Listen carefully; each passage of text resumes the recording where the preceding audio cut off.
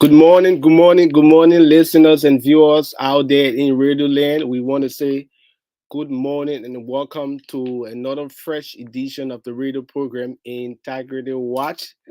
Today's edition promises to be very wonderful. I pray you don't go anywhere. Please stick on this dial and let's get into business. So once again, I want to say welcome. If you are listening to us in Monrovia, it's very wet on a wet Thursday Thursdays in Monrovia, in Banga, in Kakata, Bombing, Riverside, or wherever you are listening to us. We want to say please do not go anywhere. Let's get the ball rolling on today's edition of the program. So Integrity Watch is a 1 hour radio program aired every Wednesdays and Thursdays. So Wednesday is held on Truth FM and Thursdays it is held on ECOWAS Radio 91.5 FM. This show runs from 11 a.m. to 12 noon, and it is also relayed on Prom 105.5 FM. And a repeat of this program is on Saturdays. It's tomorrow. A repeat of today's edition is on tomorrow from 8 to 9 p.m. Integrity Watch is a primary radio-based and communication and information dissemination platform of the Center for Transparency and Accountability in Liberia. This program is a key advocacy tool that provides essential information around the state of the fight against corruption and national integrity building efforts, as well as promotes a culture of transparency, integrity, and evidence-based decision making across all sectors and institutions of our wonderful and beloved country. Under CENTAL's National Integrity Building and Anti-Corruption Program that is funded by the government and people of Sweden through the Swedish International Development Cooperation Agency, SIDA. This radio program serves as an advocacy, coordination, and engagement platform to rally citizens and other stakeholders support for the fight against corruption and bad governance in our country. So, as part of the NIMA program, CENTAL has established the Advocacy and Legal Advice Center, for short ALAC. It's an independent platform that enables citizens to freely report and seek redress to corruption and other integrity related issues in our communities, in our counties, and the country at large. So at ALAC, we have a team of professionals, including lawyers, who are willing and ready to provide the necessary advice needed per the complaint. So at ALAC, we have mediums where you can report corruption. You can freely report corruption. We have the email address is alac@cental.org.lr. And I repeat that the email address is alac@cental.org.lr. And the Facebook, you can also follow the activities of the ALAC via Facebook Center ALAC. So it's CNTL ALAC. We also have a hotline, toll-free numbers you can call. So the toll-free number that you can call is 4432. I repeat, 4432. You can also contact us via WhatsApp on 0555 722 So I repeat the hotline numbers. The hotline number rather is toll free. That is, you don't have to have money in your phone before you call that number. It's toll free. 4432. Both Orange and Lone Star subscribers are encouraged to call just in case you notice issue of corruption, and you have a piece of evidence that you can rely on to give that complaint. So the original host of this show is not available today. Therefore, I'm sitting pretty tight in the host chair. It's an honor to be in the host chair this wonderful and pleasant and rainy morning in Liberia. My name is Mark Abondao, and I'm super excited that to be in the host chair this wonderful Thursday morning. So this edition of the program will be playing host to members of the Joint Civil Society and Anti-Corruption Initiative, JOSA for short.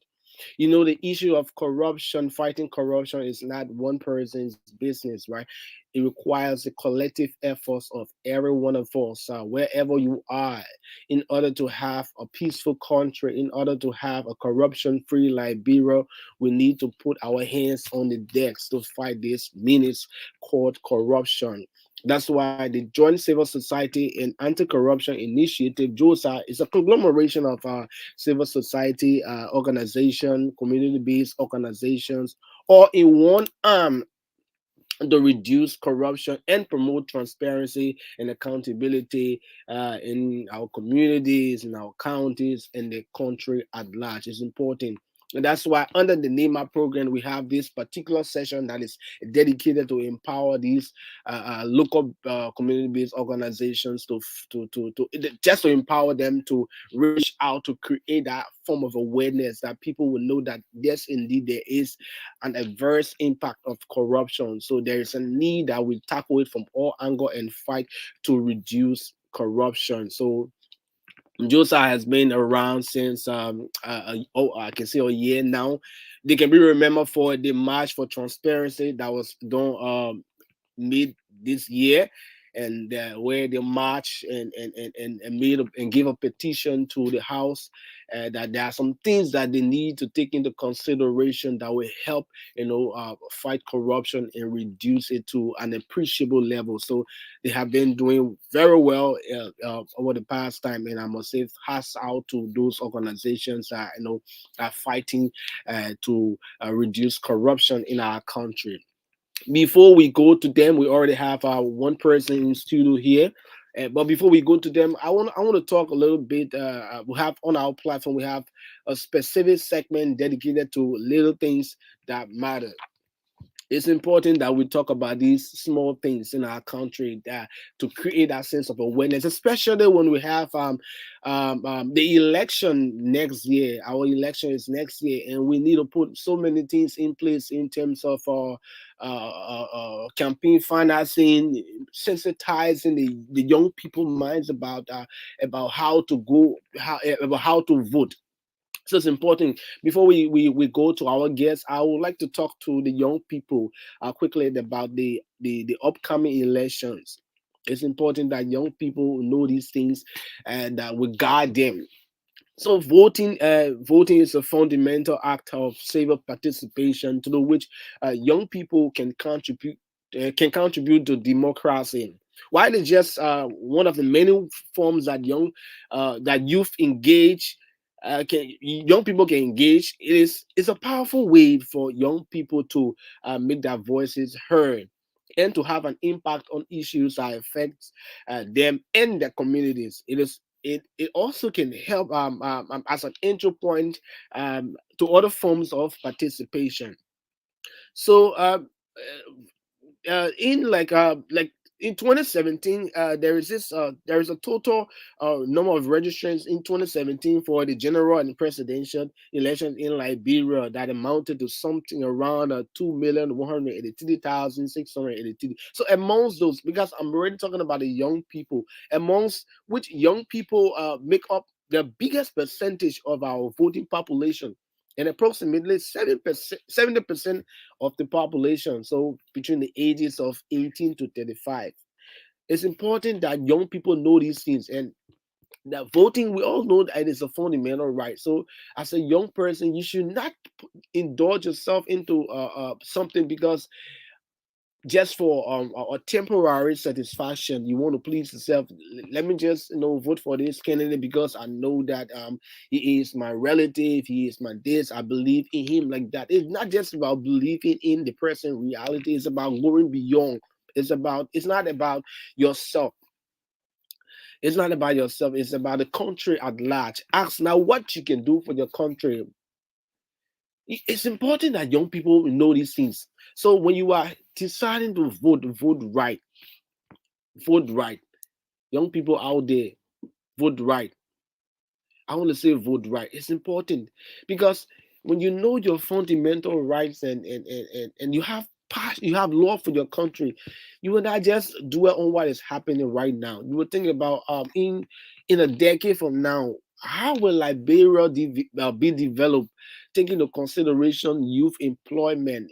Safe spaces need to be created for young people to empower themselves, and not just morally but financially. We need entrepreneurs, we need engineers, we need so many you know careers to make our country to progress. Yes, we know that the young people, the older people are there, but we as a young generation, we need to be sensitized that our country needs us the most rather. It's very important. As a young person out there, I'm a young person. That's what I'm saying. As a young person out there, it's important that we know these things.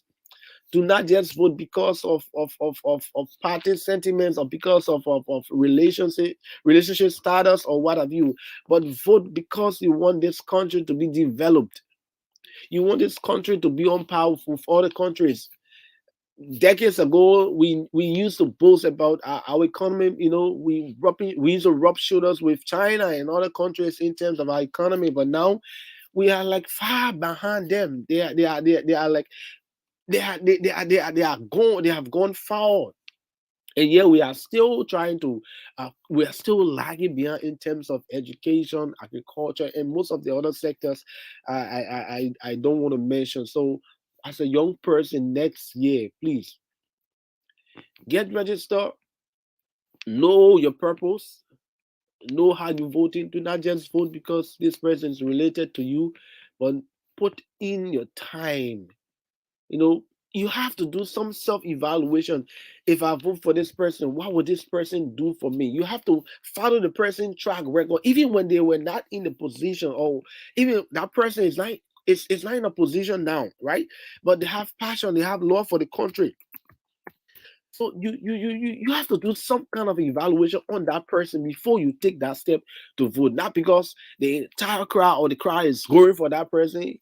Just say, let me just go and vote. I remember those like in the 27 in 2017. People just, when they know had any intention, but let me just register, let me just go. Since it's my fundamental right. Let me just go vote. Some people, they went on the apparently they took the ballot paper before they decided who to vote for. You must decide in your mind. You must have that self-reflection. What are those tangible things that the person is doing in a community? What if I put this person there? What would the person do for our country? Because we don't want people. We don't want leaders who are egoistic, or that is leaders who are just self-centered. Obviously, when they come, they can come with their promises. When they come, they can just talk all of these things. Oh, when you put me there, I will prioritize youth employment. I will do this. I will do that. All of these things, they can say it. But when they get there now, those promises gets broken. This is not what we want. Do not just look at the person like from because they appear, how they appear, and things like that. But try to look beyond. Try to ascertain what the person can do. Like I talked about self-reflection. Sit down and say, if I vote for this person, what would this person do? Can this person make an impact? Can this person move this country to another level? Can this person promote youth employment? There are a lot of young people in our country now that you can look up to them and say, yes, indeed, if this person just try to run for a public office, I will vote for them. There are a lot of young people that are emerging.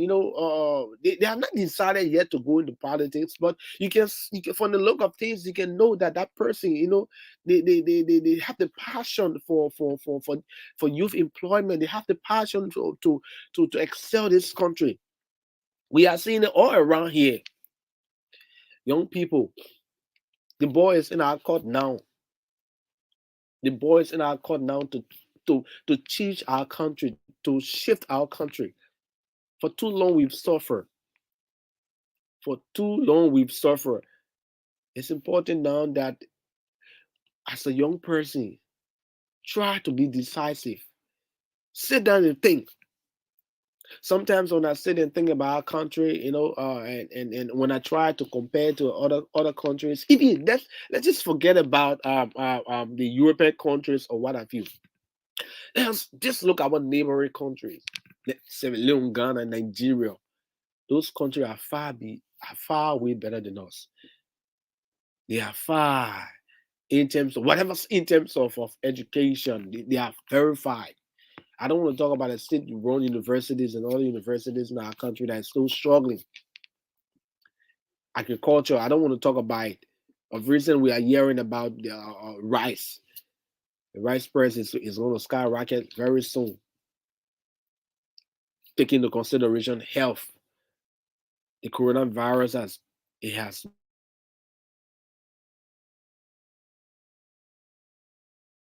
really done. The choice is ours. The choice is ours now. It's in our hands. We have to make the right decision. We have to make the right decision. So at this particular point in time, we're going to take a break and usher our guest. So let us take a break quickly and usher our guest uh, for this section. Let us take a break for us to usher our guest. A break.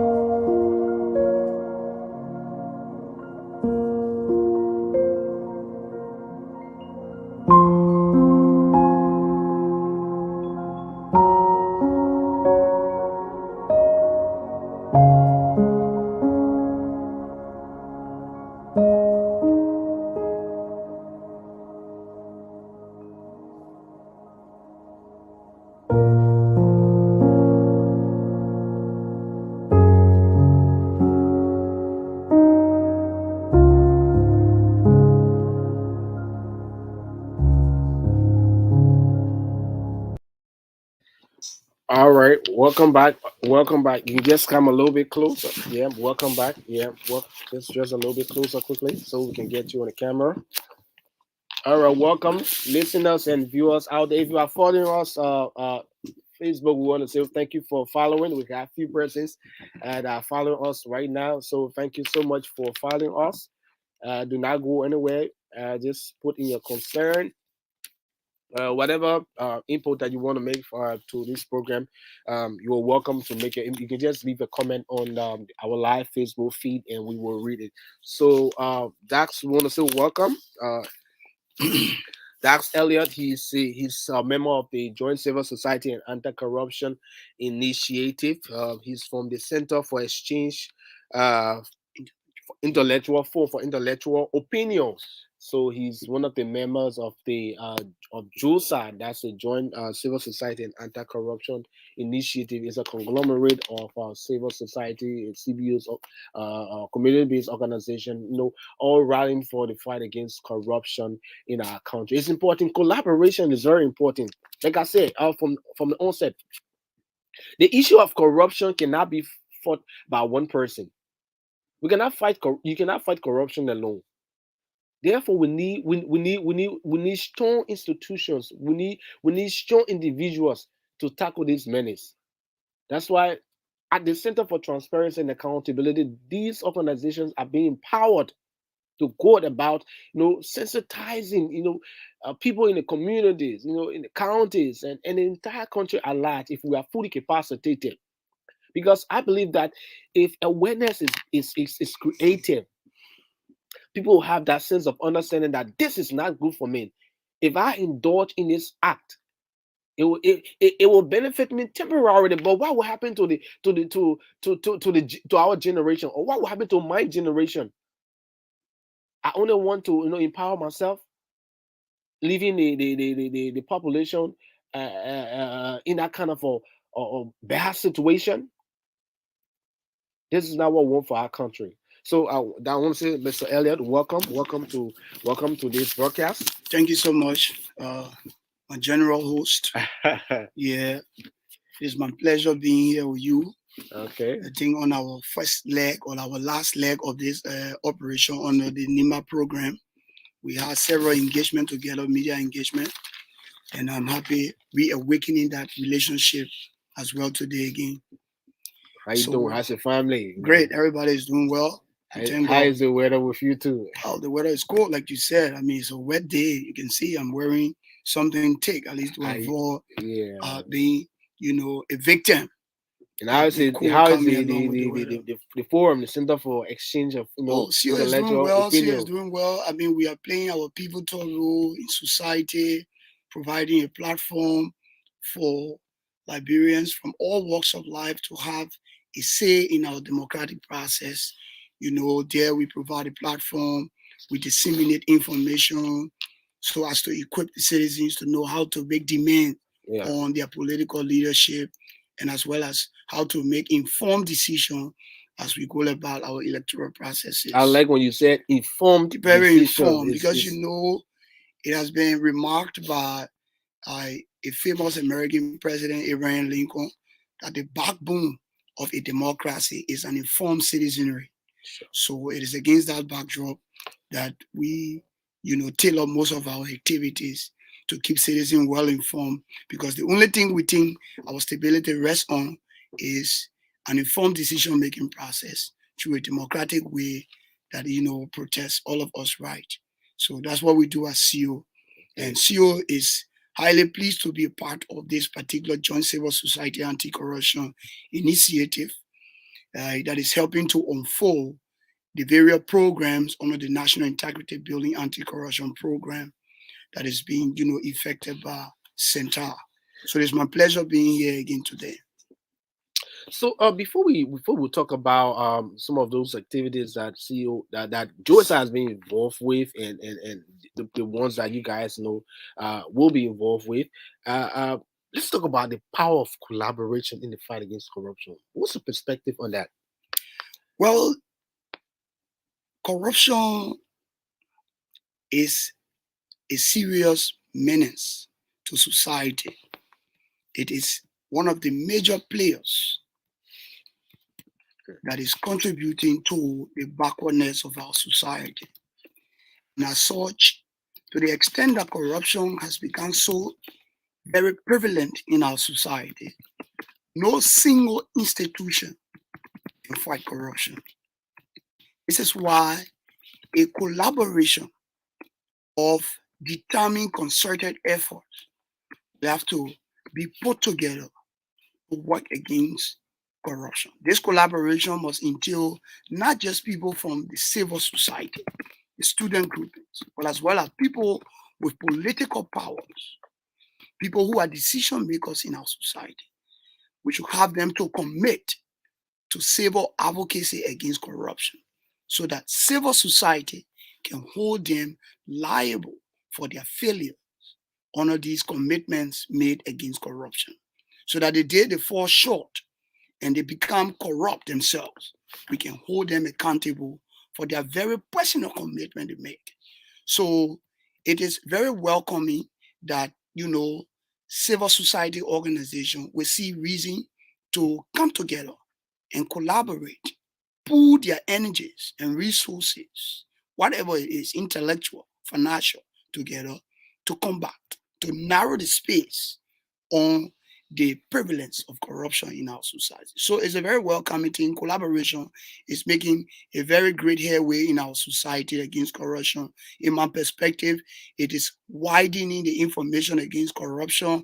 And the more we widen the information against corruption, the more we allow the information against corruption to penetrate through a larger portion of our society, the less we make it possible for corruption to, exist amongst our people, and the less we make it possible for political leaders or people with political power to perpetrate acts of corruption.